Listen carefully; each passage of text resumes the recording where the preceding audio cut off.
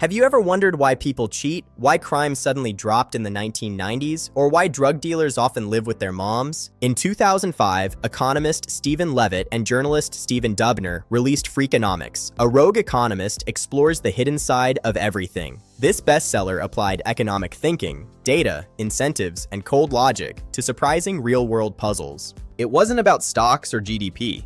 It was about seeing the world differently. Today, we'll summarize its main points, context, and the big lessons you can take away. Let's dive in. The book emerged in the early 2000s when Levitt, a University of Chicago economist known for creative data analysis, teamed up with Dubner. Conventional economics felt dry. They wanted to show that economics is really the study of how people get what they want, through incentives, information, and measurable patterns. Morality tells us how the world should work. Economics shows how it actually does. The structure is 6 punchy chapters, each tackling a quirky question with data over dogma. First, what do school teachers and sumo wrestlers have in common? They both cheat when incentives align. Teachers in Chicago faced high-stakes testing pressure, jobs and bonuses on the line, so some erased wrong answers and filled in correct ones. Even bagel buyers in an honesty box system stole more when morale dropped. Lesson here: incentives drive behavior.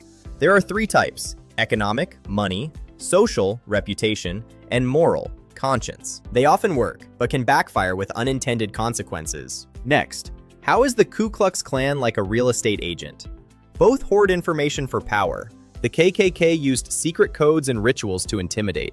In the 1940s, activist Stetson Kennedy leaked their secrets to radio shows, stripping their mystique. Real estate agents, meanwhile, know the market better than clients. They might push a quick sale for their commission, not your max price. The insight: information asymmetry is huge. Experts exploit it, but the internet levels the playing field. Why do drug dealers still live with their moms? Because most don't make big money. A University of Chicago grad embedded with a Chicago crack gang. The top bosses earned well, but foot soldiers made less than minimum wage, risking jail or death for status and a slim shot at the top. It's like a tournament or McDonald's franchise. Glamour at the top hides grim economics below. Conventional wisdom that dealers are all rich gets crushed by data. The most controversial: where have all the criminals gone?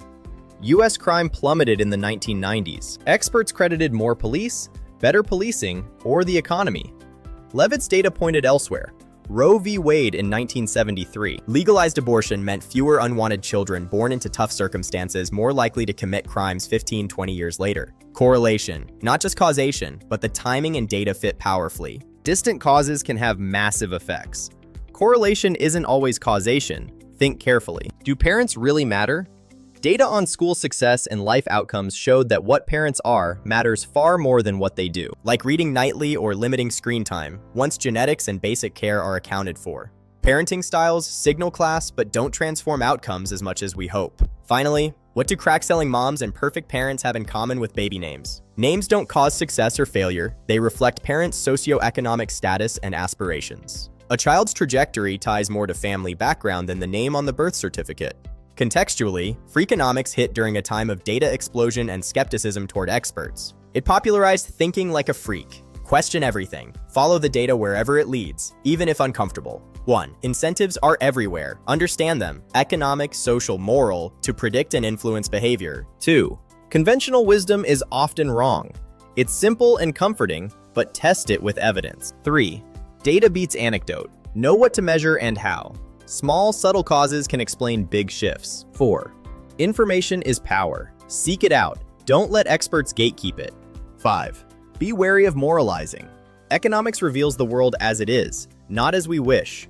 People respond to incentives more than sermons. 6. Think critically about causation. 2 things happening together doesn't mean one caused the other. The big takeaway? The world is full of hidden incentives and surprising truths. By stripping away assumptions and following the numbers, you gain clearer insight into cheating, crime, parenting, markets, and everyday decisions. Freakonomics doesn't give policy prescriptions. It sparks curiosity. Next time you hear an obvious explanation, dig deeper. Apply rogue economics to your life. What incentives are really at play? Thanks for watching. If this summary intrigued you, grab the book. It's fun, fast, and mind-expanding. Like and subscribe for more book breakdowns. What puzzle should we freakonomize next? Comment below!